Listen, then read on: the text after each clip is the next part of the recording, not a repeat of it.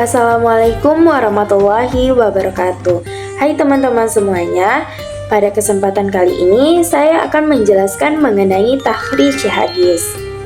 Hadis merupakan sumber ajaran Islam kedua setelah Al-Quran. Hadis berfungsi sebagai penjelas dari berbagai ajaran Islam yang ada dalam Al-Quran. Namun, beberapa hadis tidak sama tingkat kebenarannya, karena ada hadis yang sahih, hasan maupun dhaif. Oleh karena itu, diperlukan cara untuk menentukan kualitas hadis tersebut, yaitu dengan takhrij hadis. Adapun pengertian dari takhrij hadis itu sendiri yaitu secara bahasa menelusuri dan mengeluarkan. Sedangkan menurut istilah, menelusuri sumber hadis lengkap dengan sanad dan matanya untuk mengetahui kualitas hadis. Lalu, mengapa takhrij hadis penting? Yang pertama, takhrij hadis membantu kita mengetahui sumber hadis.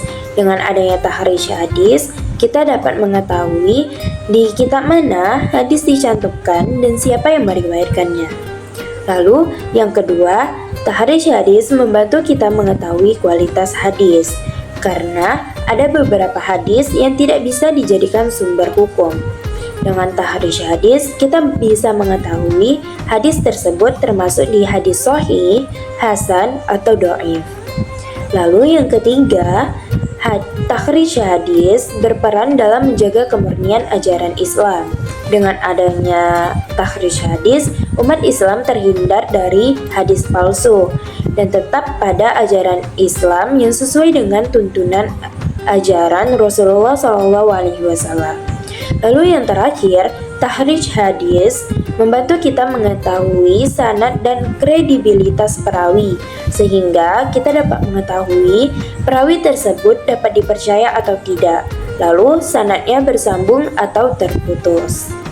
Sebagai contoh, jika kita menemukan hadis di dalam media sosial, kita tidak boleh langsung mempercayainya. Kita harus mencari sumber dari hadis tersebut. Dan juga kita harus mencari apakah hadis tersebut termasuk dalam hadis yang terpercaya, dan harus melihat pandangan dari para ulama tentang hadis tersebut. Maka dari itu, itulah pentingnya ilmu takhrij hadis pada era digital saat ini. Selanjutnya, ada beberapa metode takhrij hadis. Yang pertama yaitu takhrij melalui lafaz, yaitu mencari hadis berdasarkan isi dalam hadis. Yang kedua, yaitu takhrij melalui lafaz awal hadis. Mencari hadis berdasarkan kata pertama yang ada dalam hadis tersebut. Yang ketiga, yaitu takhrij melalui kualitas hadis. Mencari hadis berdasarkan kategori hadis sahih, hasan, atau dhaif. Lalu yang keempat atau yang terakhir, takhrij melalui digital, yaitu dengan menggunakan software seperti Muktabah Syamilah atau situs database. Jadi dapat disimpulkan bahwasannya takhrij hadis adalah proses menelusuri sumber hadis yang asli dan mengetahui kualitas hadisnya. Jadi, oleh karena itu, ilmu takhrij hadis sangat penting karena kita dapat mengetahui hadis yang dapat dijadikan pedoman dan hadis yang harus diteliti lebih lanjut lagi. Dan juga takhrij hadis penting karena menjaga kemurnian ajaran Islam.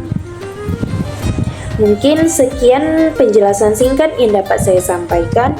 Semoga dengan penjelasan singkat yang dapat saya sampaikan ini memberikan pemahaman kepada kita tentang pentingnya mencari sumber hadis terlebih dahulu sebelum kita mempercayai dan menyebarkannya lebih luas lagi. Sekian dari saya mohon maaf apabila ada salah kata. Wassalamualaikum warahmatullahi wabarakatuh.